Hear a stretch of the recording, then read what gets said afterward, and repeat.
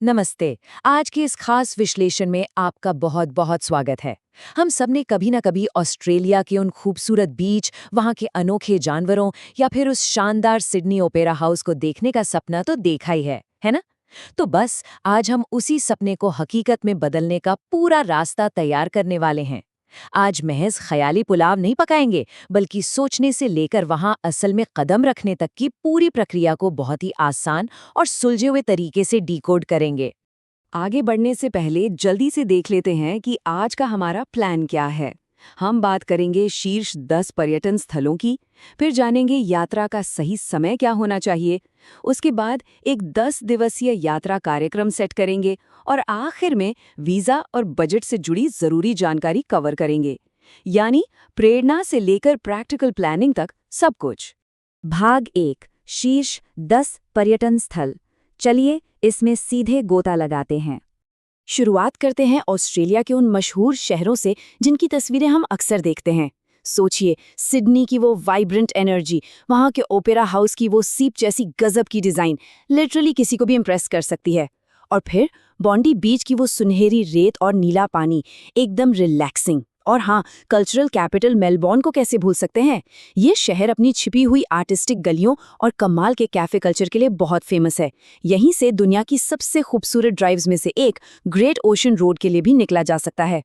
शहर की चकाचौंध से थोड़ा दूर चलें तो ऑस्ट्रेलिया के प्राकृतिक अजूबे किसी जादू से कम नहीं हैं। क्वींसलैंड का ग्रेट बैरियर रीफ दुनिया का सबसे बड़ा कोरल सिस्टम है। इमेजिन कीजिए, एकदम शीशे की तरह साफ पानी, उसमें गोता लगाना और चारों तरफ इंद्रधनुषी रंग के मूंगे और ढेर सारे समुद्री जीव। ये एक ऐसा एक्सपीरियंस है जिसे लफ्जों में बताना मुश्किल है। और उसी के पास है डेंट्री रेन फॉरेस्ट। ये एक ऐसा प्राचीन जंगल है जिसकी सघन हरियाली मानो किसी दूसरे युग में ले जाती है। अच्छा, ऑस्ट्रेलिया सिर्फ बीच और जंगल तक ही सीमित नहीं है। इसका आउटबैक और आइलैंड लाइफ भी बहुत खास है। उलुरु नाम तो सुना होगा। ये लाल रेत के पत्थर का एक विशाल पहाड़ है। वहाँ के मूल निवासियों के लिए इसका बहुत गहरा सांस्कृतिक महत्व है। सूर्योदय और सूर्यास्त के समय जब इसका रंग बदलता है ना, तो नज़ारा सच में देखने लायक होता है। और अगर वाइल्ड लाइफ पसंद है तो कंगारू आइलैंड एक परफेक्ट जगह है। वहाँ कंगारू, कोआला और समुद्री शेरों को उनके असली घर में बिल्कुल करीब से देखा जा सकता है। भाग 2 यात्रा का सही समय। अब जब मन बन ही गया है तो ये जानना बहुत जरूरी है कि फ्लाइट्स आखिर बुक कब करनी है। अब यहाँ सबसे दिलचस्प बात क्या है? भारत और ऑस्ट्रेलिया का मौसम एक दूसरे के बिल्कुल उल्टा चलता है। जी हाँ, क्योंकि ऑस्ट्रेलिया दक्षिणी गोलार्ध में है। मतलब जरा सोचिए, जब हम यहाँ दिसंबर में भारी जैकेट और स्वेटर पहनकर ठिठुर रहे होते हैं, तब ऑस्ट्रेलिया में लोग बीच पर चिलचिलाती गर्मियों का मजा ले रहे होते हैं। है ना कमाल की बात? इसे थोड़ा और बारीकी से समझते हैं।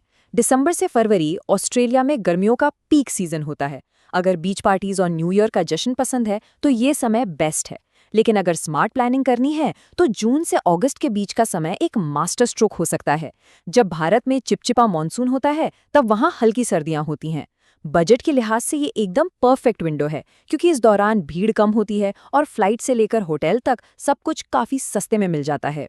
भाग 3 10 दिवसीय यात्रा कार्यक्रम। चलिए देखते हैं कि 10 दिन में एक बेहतरीन ट्रिप कैसे प्लान की जा सकती है। एक परफेक्ट और बैलेंस ट्रिप के लिए इस 3 स्टेप प्रोसेस को फॉलो किया जा सकता है। स्टेप 1, ट्रिप की धमाकेदार शुरुआत कीजिए सिडनी या मेलबर्न जैसे शहरों से। वहाँ की सिटी लाइफ को 3 से 4 दिन एंजॉय कीजिए। स्टेप 2, इसके बाद ग्रेट बैरियर रीफ या गोल्ड कोस्ट की ओर उड़ान भरिए और अगले कुछ दिन पानी और बीच के मजे लीजिए। और स्टेप 3, आखिरी के कुछ दिन आउटबैक की शांति जैसे उलुरु या फिर कंगारू आइलैंड के वन्य जीवों को एक्सप्लोर करने में लगाइए।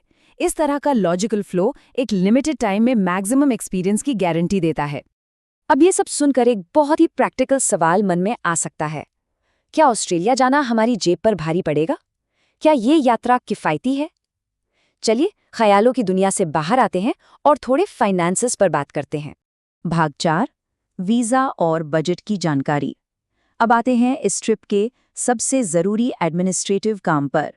अगर एक बजट ट्रिप की बात करें तो भारत से ऑस्ट्रेलिया जाने और 10 दिन रुकने का बेसलाइन खर्च लगभग 4 से 5 लाख रुपए के आसपास आता है। अब जाहिर सी बात है, फ्लाइट कब बुक करते हैं, कहाँ रुकते हैं और व्यक्तिगत पसंद क्या है, इन सब चीज़ों से बजट थोड़ा ऊपर नीचे हो सकता है।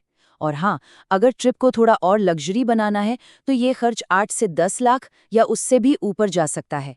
अब वीजा को लेकर क्लैरिटी लेते हैं। भारतीय पर्यटकों के लिए सब क्लास 600 वीजा लगता है, जिसकी फीस 145 से 1065 ऑस्ट्रेलियन डॉलर के बीच होती है, जो इस बात पर निर्भर करता है कि यात्रा कितने दिन की है। सबसे इम्पोर्टेंट टिप, ट्रिप से कम 4 हफ्ते पहले वीजा के लिए अप्लाई जरूर कर दें। और अच्छी बात यह है कि VVO यानी visa entitlement verification online portal पर जाकर बहुत आसानी से वीजा का स्टेटस और शर्तें ऑनलाइन चेक की जा सकती हैं। अब अगर बजट थोड़ा सा स्ट्रेच हो रहा हो तो बिल्कुल टेंशन देने की जरूरत नहीं है। सही प्लानिंग और कुछ बेहतरीन फाइनेंशियल टूल्स इस काम को बहुत आसान बना देते हैं, जैसे बजाज फिनसर्व से मिलने वाला यात्रा पर्सनल लोन। इसकी एप्लीकेशन प्रोसेस बहुत ही आसान है और इंटरेस्ट रेट्स भी काफ़ी कॉम्पिटिटिव हैं। तो मतलब अगर एक बड़ा सपना पूरा करना है तो बिना अपनी फाइनेंशियल स्टेबिलिटी को हिलाए ऐसे टूल्स का स्मार्टली इस्तेमाल किया जा सकता है।